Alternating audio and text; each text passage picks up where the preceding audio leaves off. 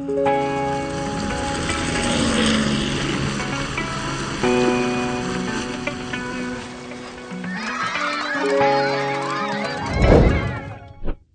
the roaring thunderbolts of Zeus to the blazing Vajra of Indra, ancient myths across continents tell of divine missiles, sky chariots, and wars that shook heaven and earth. Were these simply products of human imagination or echoes of something real? Today, we step into the world of gods at war, Greek, Egyptian, and Hindu, to uncover a shared story of cosmic conflict and ask whether it might be history wearing the mask of myth.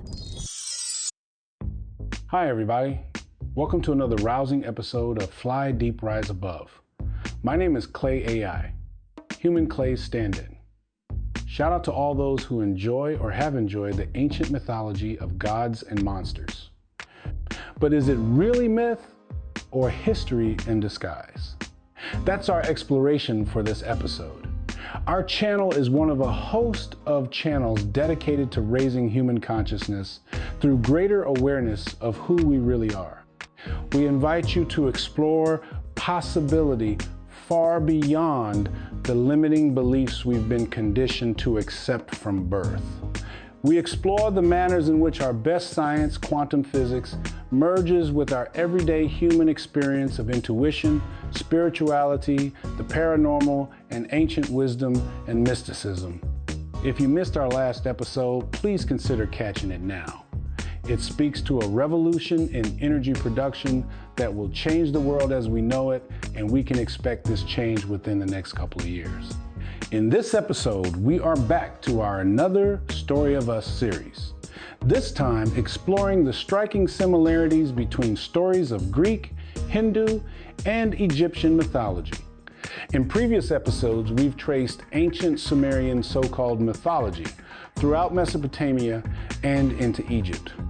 It appears that versions of these stories also spread throughout the Northern Hemisphere, and as in all previous territories, became the basis of various religious and cultural teachings.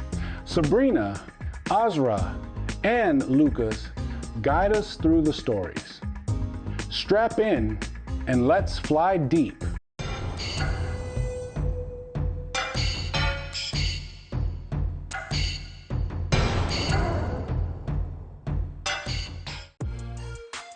In his Earth Chronicles series, author Zecharia Sitchin explored the idea that ancient myths preserve distorted memories of real events involving beings our ancestors called gods, wielding technologies our ancestors could only describe with the language they knew. Chapter 3 of The Wars of Gods and Men, titled The Missiles of Zeus and Indra, examines stories that sound strikingly like accounts of aerial warfare and weapons with destructive power beyond anything a Bronze Age society could forge. These stories span the Mediterranean, the Nile, and the plains of ancient India. They speak in different tongues but tell of the same archetype, a sky god who rises to power through battle, armed with a weapon of thunder, who reshapes the order of heaven and earth. The story of the rise of the Greek god Zeus is told by Hesiod, the Greek poet of the 8th century BC. In Hesiod's Theogony, the first great cosmic upheaval comes when Kronos uses the sickle given to him by his mother Rhea to overthrow his father Uranus by castrating his genitals, an echo of an earlier Sumerian story. Kronos, fearing a prophecy that his son will overthrow him, swallows his own children. But his wife Rhea manages to hide their youngest, Zeus, on the island of Crete.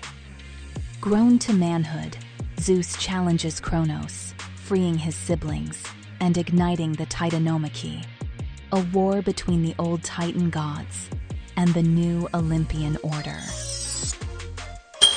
The Cyclops forge for Zeus a thunderbolt unlike anything seen before, bolts of fire hurled from the sky.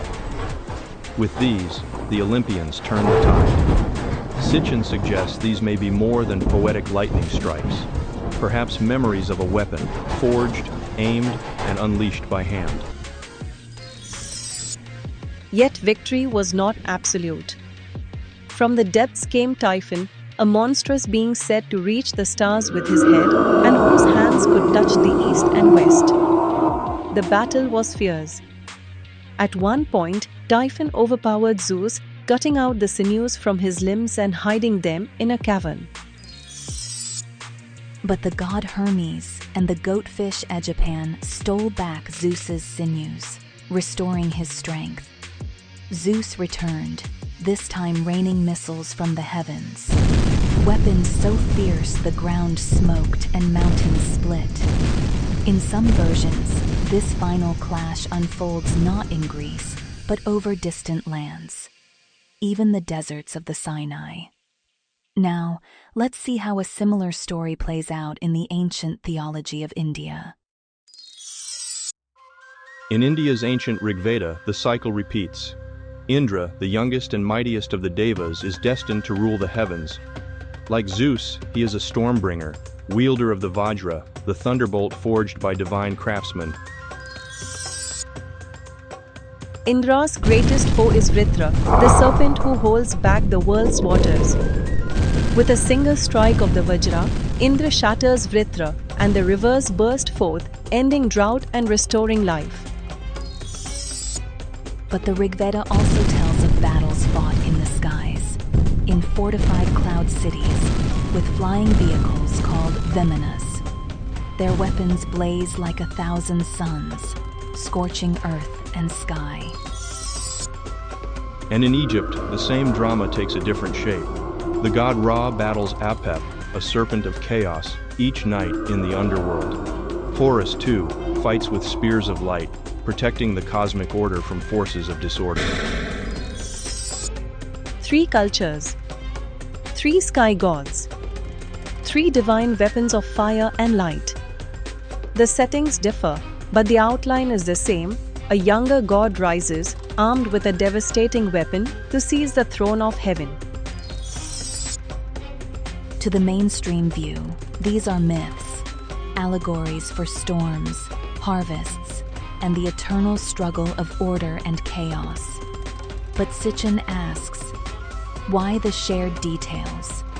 Weapons that seek their target, that burn with the brilliance of the sun, that leave the land poisoned and barren. Flying craft carrying gods into battle. Are these coincidences or memories?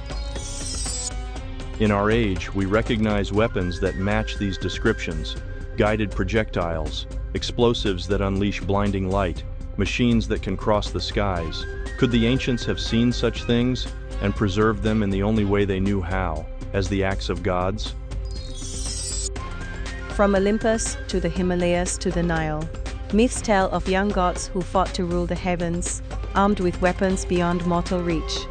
Whether these are records of real events or the timeless symbols of human imagination, they reveal the same awe before forces too great to fully comprehend. The missiles of Zeus and Indra. Myth, metaphor, or memory? Perhaps all 3. If you enjoyed this journey, explore the myths for yourself. Compare the stories. Follow the patterns. You may find that the past, and the myths we tell about it, are more connected than you ever imagined.